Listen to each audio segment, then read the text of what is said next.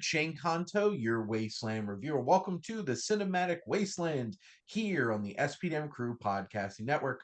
And myself and my two co-hosts, Luke and Adam. Luke, thank you so much for coming on. Anytime, Shane. And Adam. Ditto, yeah. It's always good to be here. And each month we pick a film that we're going to talk about representing whatever year in cinematic history, because this is a show where three guys' love for film takes you through the history of cinema. And this month we're talking about 1924. What a year. We're almost 100 years directly in the past. So that's a special episode next episode. But for now, what we do on this show, we give you a little bit of cinematic history lesson, and then we'll dive into our film. The plan is, and I'm just telling Luke and Adam this first, I'm really going to try to find some kind of box office numbers starting our next episode. And then within a couple episodes, we'll have Oscar stuff to talk about too, because the Academy Awards would have started. So there we go. But let's get started with Walt Disney. So, animator Walt Disney for Laugh-O-Gram Films directed his first cartoon, the 12-minute short Alice's Wonderland, aka Alice in Slumberland. It was Disney's first unfinished plot film. The combination live action and animation was never released theatrically, however, due to legal complications. The Alice comedies of the mid-20s, as they were known, were major stepping stones for Disney's career. 56 Alice comedies were produced between 1924 and 1927. The first Alice comedy short to officially be released, produced at Disney's studio in a garage in Hollywood, was Alice's Day at Sea on March 1st, 1924. Wait, did you say 56 in 3 years? 24 to... Damn. 56 short film comedies released within I guess 4 shorts, years. like, that makes it more, I guess, bearable. But, like, this is why, it's like it's a factory for movies. Like, like Hollywood. Damn. At a garage. Mm-hmm. Sitting there just like animating. So this is where it all began for Walt Disney. And these were all directed by Walt Disney, because Walt Disney's not really known for being a director. Yeah. Like all of those Disney animated films for Walt Disney Studios were not directed by him. But obviously he's the pulling the strings behind there for the couple of decades that he was in charge. But that's wild. So big step forward. The Fleischer brothers made the first animated film cartoons that featured a soundtrack in a series of 36 films released in the mid-1920s called Coco Song Cartoons, the precursors to karaoke. The first a sound cartoon was one of the song cartoons, Mother Pin a Rose on Me. They were also first audience participation films with sing-along lyrics and a bouncing ball helper. They included Has anybody here seen Kelly? When the Midnight Choo Choo leaves from Alabama? Comin' though the rye. Margie, My Old Kentucky Home, Tramp, Tramp, Tramp, The Boys Are Marching, By the Light of the Silvery Moon, and In My Old Kentucky Home, Bimbo said to the audience, follow the ball and join in, everybody. I'm going to go out on a limb here and say there's absolutely nothing remotely offensive about any of these. There's no chance. And you all can't see me smirking deviously, because there definitely has to be something problematic somewhere in any of these cartoons. Absolutely. Just based off of the titles of some of these. Yeah, like the Bimbo one. Tramp, tramp, tramp. Tramp, tramp, tramp. I'm a little worried to look up what Bimbo looks like from this cartoon. Okay, leave it to me. It's fine. I did not do the research to actually look that up. We're going out on a limb here. But obviously this is a very particular point in time for animated shorts to really start booming. Actor turned director Eric von Stroheim directed the influential Greed, his fifth and most ambitious film to date. It was based on Frank Norris's best-selling novel Mr. Teague, about a love triangle and a disputed ownership of a lottery ticket. After filming ended, including expensive on-location shoots in San Francisco and Death Valley, it was a 9 to 10-hour epic. The movie was eventually brutally edited down from 42 reels to approximately 2-hour length before its theatrical release. It was reported that the studio melted down the excise footage to recover the film's stock silver nitrate. Wow. Wow. The cuts were demanded by early examples of directorial versus studio conflict. The final cut was disavowed by the director, who insisted on a two-part, 4.5-hour film. The original print of the film has been lost forever. Although there has been repeated rumors of existence, a restored 4-hour version was recently reconstructed in 1999 by Turner Classic Movies and film archivist Rick Schmidlin, using the continuity script he pieced together existing footage and 650 stills and placeholders to create a fuller scene of Stroheim's original film. Two-part 4.5-hour films, right? Nothing's changed in 100 years, really. Like we've came back to full circle. Yeah, it is coming back. The long movie is coming back. Yeah. As long as, look, I always said, as long as you give me the intermission, I'm fine. Like, you make it 4 Yeah. hours. If you give me intermission someplace in the middle, I'm fine. That does need to be normalized. Yeah, at least after 90 minutes, let's all go to the toilet and maybe the lobby. Yeah. Refill. Come back. Going to the lobby. Let's go to the lobby. I only know that song from a Simpsons episode. Same. We never had that here in Australia. Never. I've only seen it at like old school movie theaters who still play it, which is fun. Right. There's a movie theater Have called some Montgomery snacks. Cinemas near Rider University, where I work, that they play those things, and it's Yeah. fun. But wow, I love how this is a 10-hour movie about a love triangle and a lottery ticket. Like, I can't believe you guys never chose that one. Maybe next time. I just love how weird romance plots are in old movies. Like, it's so sad today that literally every rom-com has the same exact plot, yet you could go back 100 years and it's like this. Well, just think about like Bringing Up Baby. This this archaeologist, I know, whatever, this paleontologist meets a rich woman, and they have a big jungle They cat. hate each other. Yeah. All right. Yeah. It's just like this most ridiculous thing. But at least they were fresh and different and interesting. Yeah, it all changed with It Happened One Night, because It Happened One Night is the first film to have the modern tropes of the romantic comedy. Have you guys seen that? I'm assuming. Yeah. Oh yeah. Yeah.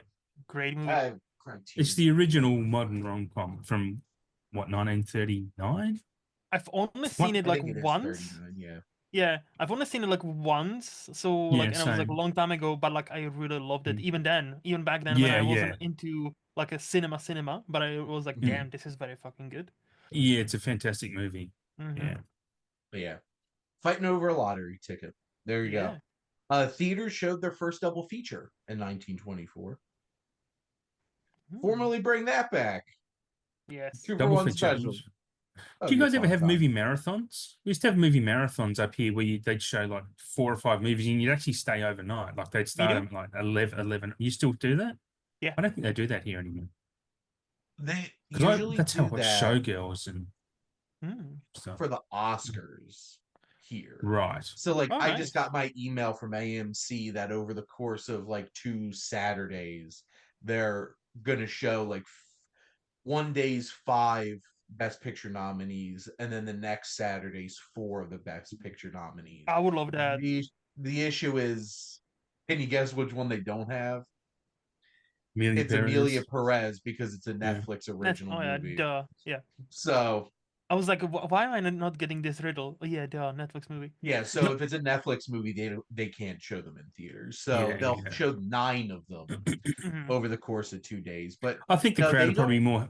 be happy with that anyway, right? No? Like that'd be a happier result. Not showing Amelia Perez. Well, what's crazy, so I was not too off on too much a tangent. I'm got invited to be involved in like this. Hundreds of people submit ballots for this special Oscars podcast, and I had to rank the 10 Best Picture nominees, and just realizing how much of a gap there was between my 9 and 10 because Amelia Perez is way down there on my list. But anyway, the future MGM studio was formed out of the merger of 3 U.S. film production companies: Marcus Lowe's Metro Pictures Corporation, Goldwyn Pictures Corporation, and known as Metro Goldwyn at the time, and the independent uh Louis B. Mayer Pictures Company. So they all came together, MGM, and was destined to become the dominant studio of Hollywood's golden age during the 1930s under Louis B. Mayer's direction. And now it's an Amazon company. Yep. It's so weird. So bizarre. They got that Jeff Bezos money. So they can make movies like Red Notice. Cinematic masterpiece in Red Notice. You know, those snubbed the Oscars, you mean? Yes. Well, actually, so this is actually a humongous thing because MGM is one of the most iconic movie studios. Even if they're not a big studio now, because like they were defunct basically until Amazon bought the rights to everything. So like, but you know, if you ask anybody, probably outside of Disney's logo, what's the most famous? Like you have the Disney Castle. Yep. But then the MGM lion is like the movie I would logo. say MGM and the Universal lady, just like, you know, with a torch. Well, that's Columbia. Paramount? Oh, Columbia. No, sorry. Yep. Why did I Which think is it was a Sony Universal? company. Yes. The Universal, just the globe. Yeah, no. For some I love that 90s one where it looks so textured and looks like it's made out of clay. Yes. I love when they bring that back. Because now it's just a CGI planet spinning around. I'm just like, okay, Universal. Everything has to be CGI. Shakes fist at sky. The film produced by the newly formed MGM was He Who Gets Slapped, starring Lon Chaney. Although it wasn't their first released film, its release was postponed until the end of the year holiday season to bring in more profits with increased audience, because nothing screams holiday picture like He Who Gets Slapped. He Who Gets Slapped also featured the first appearance of the MGM lion, a lion named Slats. The famous MGM lion roar from a lion named Jackie in the studio's opening logo, however, was first recorded and viewed in White Shadows of the South Seas via a graphophone recording. So the roar didn't happen for like 4 more years, but that lion showed up. Okay. Have you guys seen the clip on how they actually filmed that? Like, it was actually a lion with that border around it. Did you know that was real? Well, I think I've seen older versions of the logo where it's just like, oh, well, that's obviously a lion. And didn't yeah. I don't know if this is like a myth or whether this actually happened, but didn't like the future, like in 40s, 50s, wasn't that directed by Hitchcock? Because there is a famous picture with apparently where he was directing the lion. I don't know if this is just the internet bullshit. So like, I would not bet my life on it. But I've seen a picture where it's like, oh yeah, Hitchcock is directing like the MGM lion, and I'm like, I didn't know that. Be worth a but Google. again, like obviously the logo and the lion would have probably changed over time. So to me it made sense, but I don't know if that's true really. So maybe I'm spreading fake news. That's now official headcanon of the Cinematic Wasteland because that sounds cool. But we cannot guarantee that's correct. We did not read that off of filmsites.com. So we're going to keep moving along. The silent propagandist Soviet sci-fi epic Alita aka Alita, Queen of Mars, at 120 minutes, was both the first big budget film made in Russia and the first feature length science fiction film about space travel. Other early sci fi silent films, including Fritz Lang's Metropolis and Women in the Moon and Britain's futuristic High Tension. I'm really wondering if Alita influenced, the graphic novel series, Alita Battle Angel. I was thinking that. Oh, It okay. could. Here's the news. Yes, Alfred Hitchcock directed The Roar of Leo, the line in the MGM intro in 1958.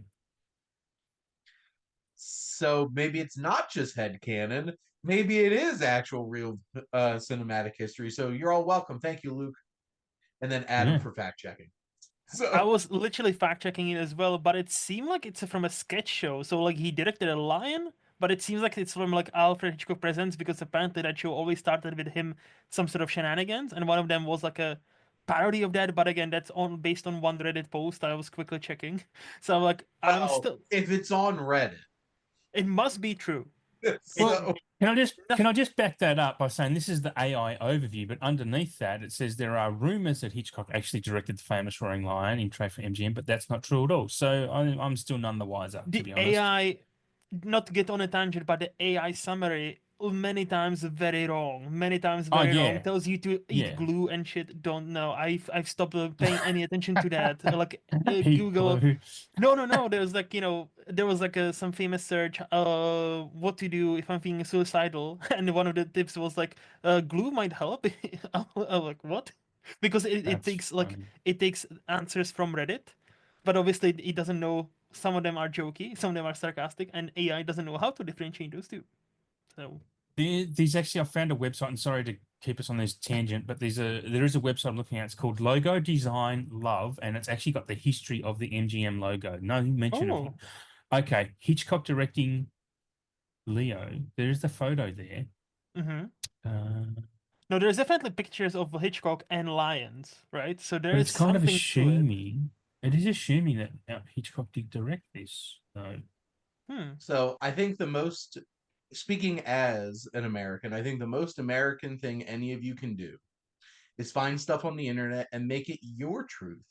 So if you want to believe that Hitchcock did indeed direct the MGM Lion, you believe it, because that's what we're allowed to do.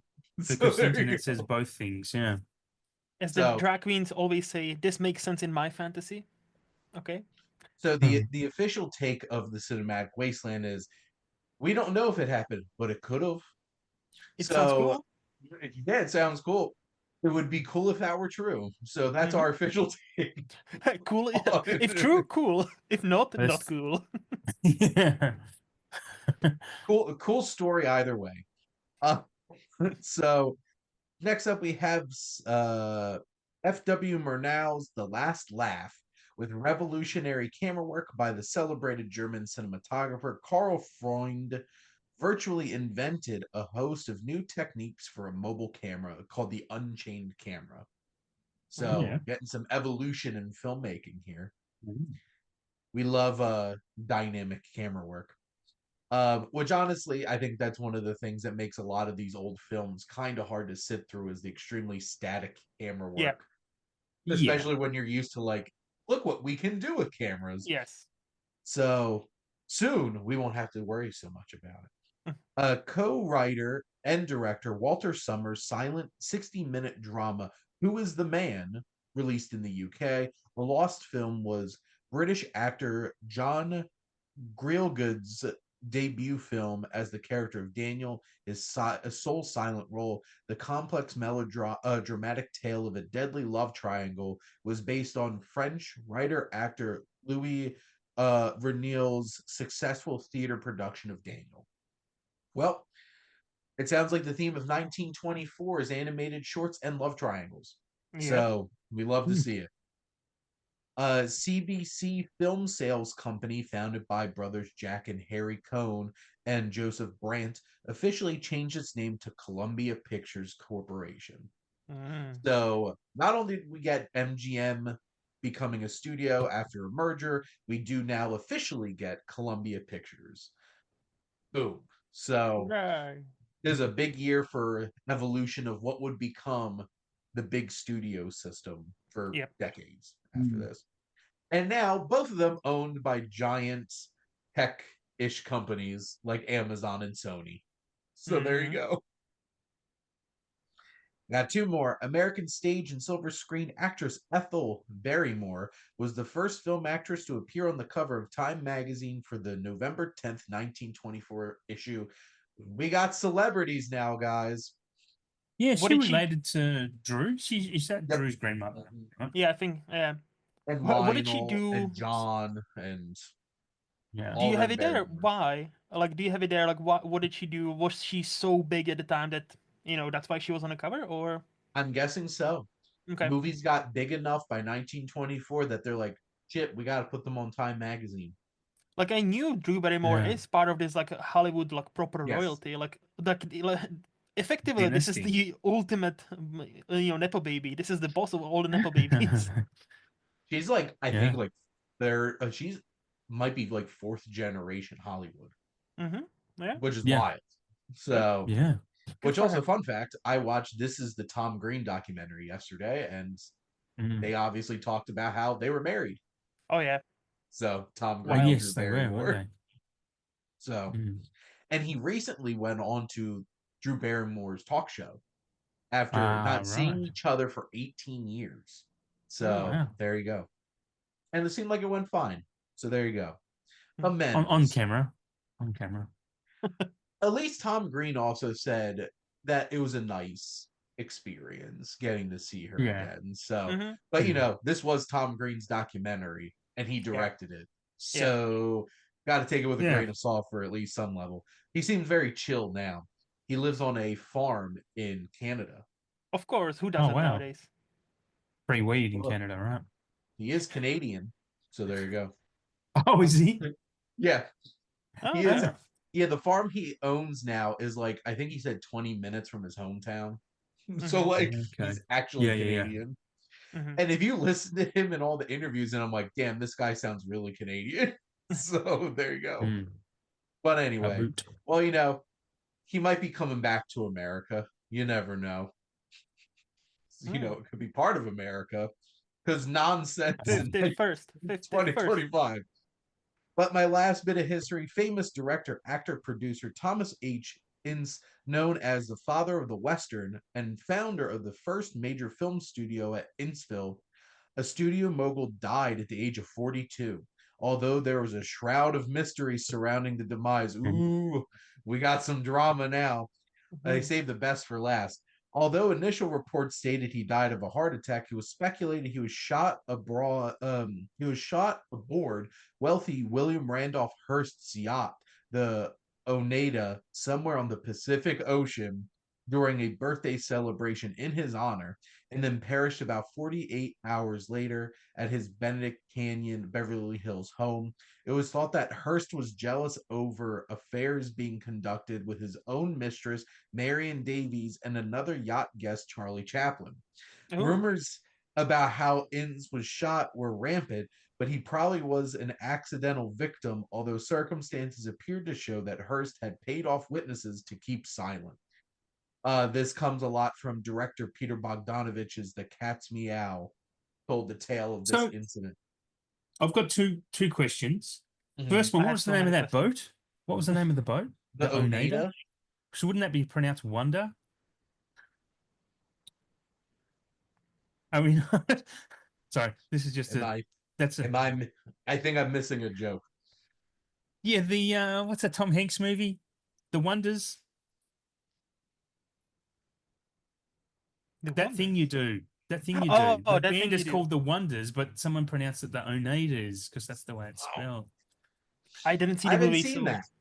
So you haven't seen I didn't get the reference. You haven't seen.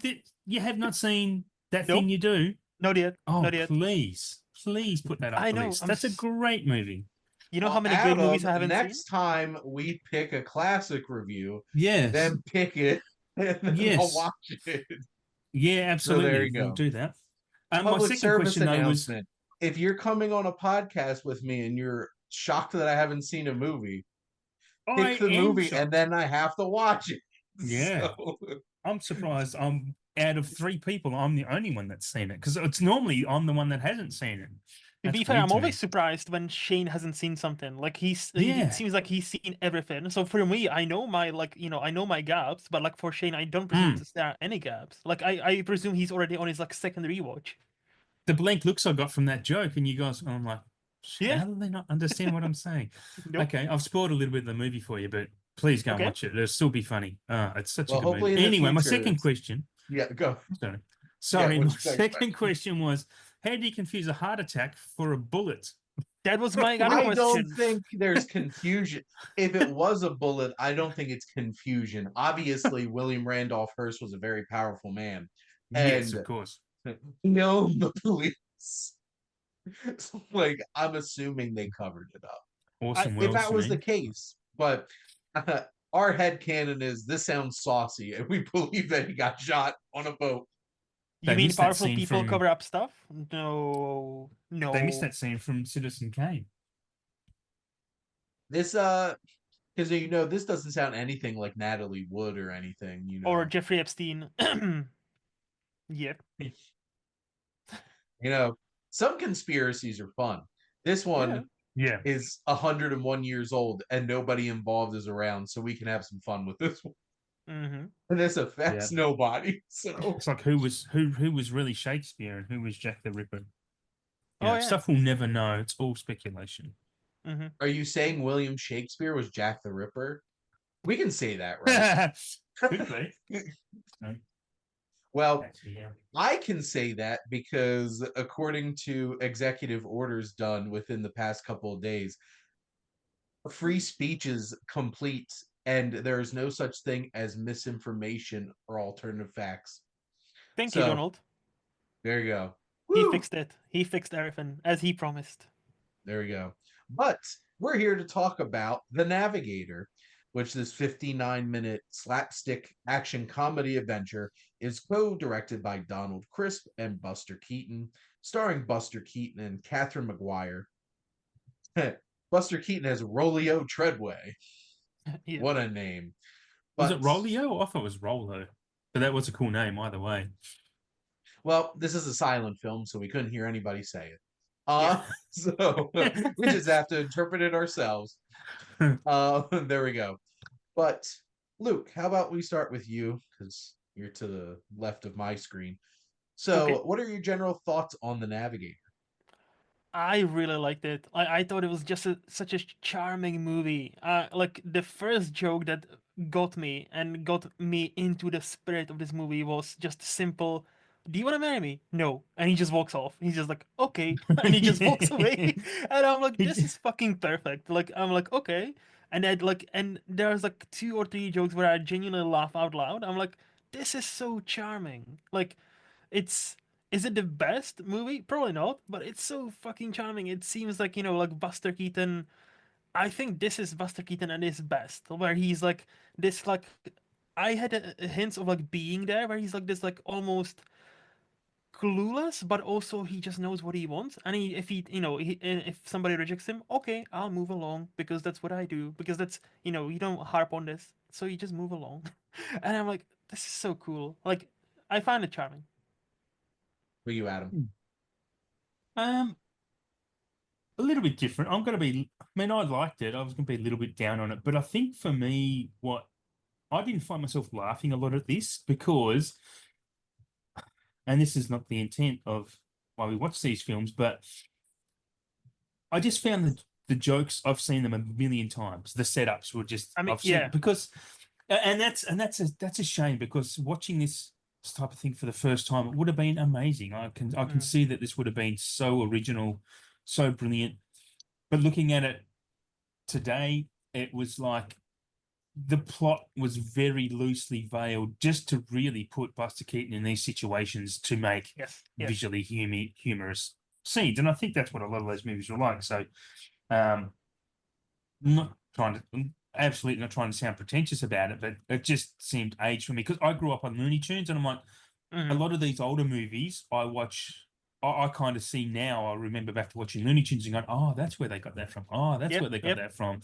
And that's, and I love Looney Tunes, so I get it. But I have seen it a billion times. So I just didn't. I appreciated it for its brilliance, and it is brilliant. Especially some of the you can see how they're trialing some filming techniques with this. The rocking boat, the underwater stuff was really good. I know, although we've already seen some underwater stuff, but this was really good. I just couldn't gel with it the way I probably should have, and I made sure I watched this in the right mood, in the right time frame, and I was in a good zone to watch it. So just I wasn't one of those ones where I had to be busy and doing something else. I wasn't on my phone, blah blah blah. This one got my full attention. What about you, Shane? I enjoyed it a lot. I think obviously like the big crux of Buster Keaton films are like, are you in for this old school slapstick? Yeah. And the setups and everything. And this is a precursor. Like, this is still one of his, like, this came out the same year as Sherlock Jr., but like Go West, The General, College, Steamboat Bill Jr., they all came after this. And like, I'm not going to say this is my favorite Buster Keaton film. That's either The General or Steamboat Bill Jr. Yeah. And I think just the dynamic nature of his gags and the physical comedy and the stunts grow, obviously, as you grow as a filmmaker and a performer. But I like the conceit of like, this film really feels like an excuse to get two people on this giant ass boat and then try to see what kind of shenanigans they can get up to on this boat. And, you know, they really use the scale of the boat well in terms of like just capturing like them running all over this place. Good call. How they utilize different pieces of the boat. I particularly liked once they put, and this is the poster when they put him in his like big ass old school like scuba gear, which like giant metal dome helmet and stuff like that. And like even when he wound up on that island, like coming out of like the ocean, and it just like scared the natives away. It's just like it's a monster. It's just like run away. Like those gags worked for me. And like there's a lot of fun gags in this. Did I see this as more than a bunch of excuses to make a bunch of gags? Probably not. But I think there's a little bit more to connect with in some of his other films. But, you know, I like the chemistry between these two characters and the shenanigans that they get up to. It's just, you can't argue with just how inventive he was. There's also a lot of shenanigans they didn't get up to, which was suspicious because they were on that boat alone for a long time. It's just like, wait a minute. What are you suggesting, set up an entire ecosystem while they were drifting out in the ocean. But see, this is one of the things I really liked about this movie. So it's like a comedy of errors, right? So like we see him like the first day or like, you know, trying to boil a coffee, trying to make eggs and all that stuff.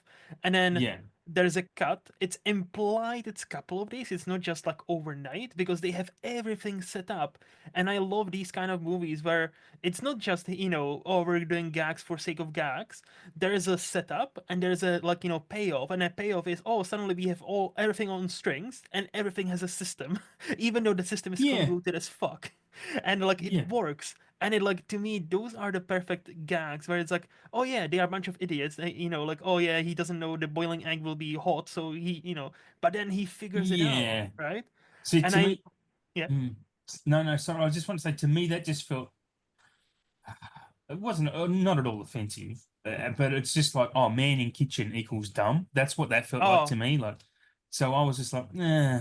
I didn't think that like that. I just thought like you know like he coming from a wealthy family because like even the opening scroll says every good tree has its sap and this was him, right? So like coming from a wealthy family, he wouldn't have had to have the need to cook for himself. So I didn't think it was like you know man in the kitchen. I was like, oh yeah, he's a kind of clueless idiot. Like he can tell it in an interaction with a girl. Like you know, oh do you like you know she meets him for the first time or second time. Do you want to marry me? No. Okay. And he just takes his hat, takes his like cane, and walks off. And I'm like, I'd totally forgotten that point in the opening title card. I had totally forgotten that until you re-mentioned. So that helps. That makes sense for me. Thank you, Luke. No, it's funny because it's basically like, I am rich. You are a rich woman. I am rich man. Let's marry. I love the fact that he's woke up in the morning and he says, "I want to get married today," and he just goes and taps like he someone on sees the the shoulder. couple. Like, he sees the couple. I know, and like and I feel like there's a point to Buster Keaton to make this setup and like payoff with silence. Like you see the I want to get married, and then you see another shot of him, and then another card today, and it's like oh okay, he just saw like a happy couple there. I want to get married, and not just he wants to get married like in a year. No, today. Like okay, he's that kind of person. Only a rich person could make that decision. Wake up of a morning before they're coughing. Oh, I'm going to get married today. Like any woman he asks is going to be thrilled to marry him. Like it's And to your point, Adam, I understand. Yes, we've seen these gags and these setups before, but I think that again just speaks to the genius of like somebody like Keaton and Chaplin, right?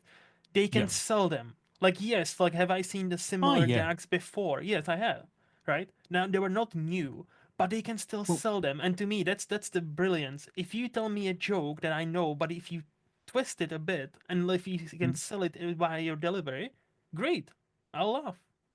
Well, I think the reason I've seen them so much is because everyone copied them after that. So that's that in itself explains the brilliance of what they did. I was not at all saying the gags in this aren't brilliant, because they are. You can see how great they are, but I just failed to find them funny because I have seen them a billion times. That's all. But like I said, I've seen them a billion times because they've been aped and replicated over and over again because they are that good.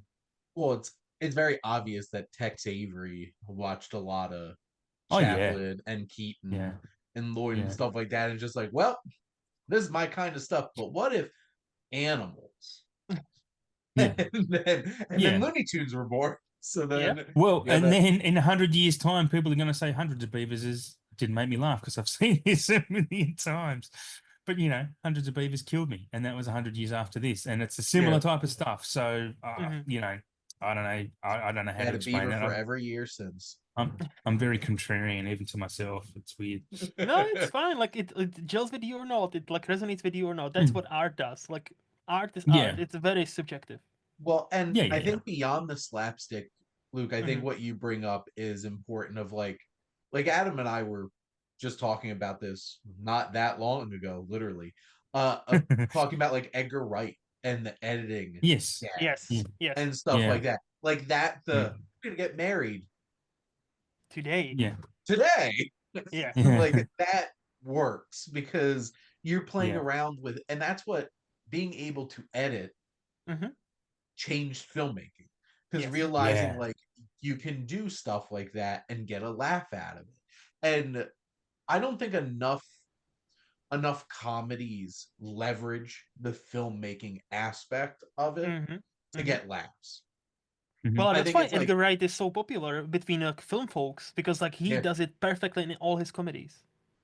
And like Buster Keaton not only sold the slapstick, like we get like the silly shenanigans you're doing and the silly things we see in front of us, but also if you can edit this, you can film this to make it pay off in other ways too. And that's what makes a classic comedy. And like I said, this isn't my favorite of his, but like, is this still funnier than like the vast majority of things that probably came out at that time, or even a lot of the comedies that we see today? Yeah, because this is really somebody who understood what he was doing and what the craft of comedy is. And whether it's, them running away from each other, not realizing they were on this boat, and you just get the wide shot of them like running all over the stairs on this boat and running into each other, or, the classic gag of, I don't even know what they're called, like the big pipes that come up. Oh yeah. The air vent pipes type thing. And see, and this is what I'm talking about. That like it's like a setup where they're like chasing each other for like 5 minutes, like a bunch of idiots. So, like even though it's just the two people on one big boat, and then it just finishes like he accidentally stumbles upon the big pipe and and lands right next to her, right? And also we were just to pay you a compliment, Shane, because of your podcast, because of this podcast. I think I appreciated this much more because like what we've been through, like in a previous couple of weeks, right? Like seeing like a static, like, and we touched on in this episode as well, the static camera And this feels very dynamic. This felt very modern. Like, you have this long distance shots. You have some like, like medium shots. You have quick, nice editing. You have some nice pacing. This like felt very modern, especially like, if I think back compared to like even something like we watched like 5 months ago. Like the quality of directing is like 100 times increased, because like, and like the shot of the boat, I feel like that's a Buster Keaton special. Like, he's got several of his movies where he has like this one long shot and people are just ants like running around or something happens and we have one big static shot. I That's why really gelled with this movie. I think more than like I would have probably before this podcast. So thank you. You're welcome.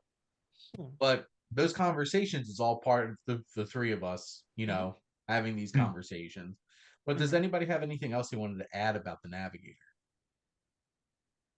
I wanted to ask you guys, did the General come out after this or before? Because Yes. I think the only Buster Keaton I've seen is the General, and I really like the General because it was so inventive with its stunts. That's it 27, wasn't it? I think it came out like 3 years after this. Yeah. Yeah. Okay. I never know why I need to make sure, but I just want to make sure because that one I really, really like the General because of its inventiveness and its comedy. Yeah. This came out the same year as Sherlock Jr., and then all of his other bigger name ones came out after this. Sherlock Jr. is also great, by the way. Okay. Like, that's only like 40 minutes, I want to say. That's also like even shorter than this one. Has a great... Sherlock Jr. is the one that has the great pool scene, right, Shane? I haven't seen that one yet. Really? I'm always surprised when you haven't seen a movie. Like, I'm sorry, I shouldn't, but like, I'm always surprised. It's on my watch list, so no, it's great. But no, Wasteland watch this coming up for you, Luke. I've seen Go West. I've seen, well, now the General. I've seen College, and I've seen Steamboat Bill Jr. Okay, Steamboat Bill is also nice. Yeah, that's a good one. Well, it's very interesting because watching, I keep referencing this Tom Green documentary, they showed where he did his own stunt in Freddy Got Fingered, where he wanted to replicate that stunt with a house falling down and him like being through like the little window so he didn't get crushed. And everybody's like, the insurance is like, hell no. The studio's like, hell no. And he's like, hell yes. And he did it anyway.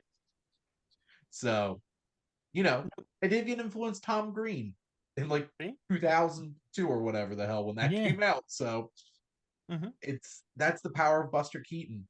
And unfortunately, he didn't make it too far in my tournament this time. I was really impressed. He made it to like the final 8, or was it the final 4 last time? So, maybe someday. Maybe. If we do cover Buster Keaton on Welcome to the Wasteland, I know my friend Sue Kate would be super, super, super excited. And she's be like, I'll be on all of them. But that was our discussion of The Navigator. Next month, we're going to be diving into 1925 and talk about The Freshman. So checking off some of our famous comedians of the time on here. But Luke and Adam, thank you both so much for coming on and always talking about movies with me.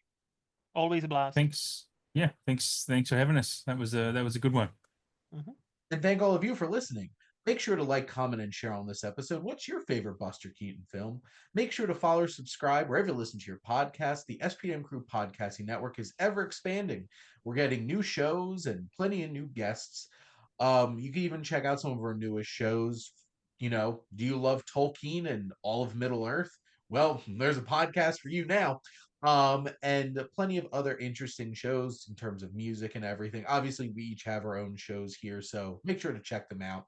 And if you like our logo, this logo for the Cinematic Wasteland was done by my buddy Joe, who actually just opened an Etsy store for some t-shirts for sports logos and stuff like that he's been crafting around.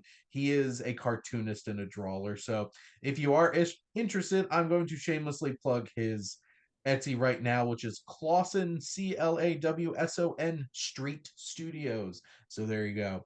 But most importantly, thank all of you for listening. And Thank you, as always, for supporting the Cinematic Wasteland here on the SPM Crew Podcasting Network.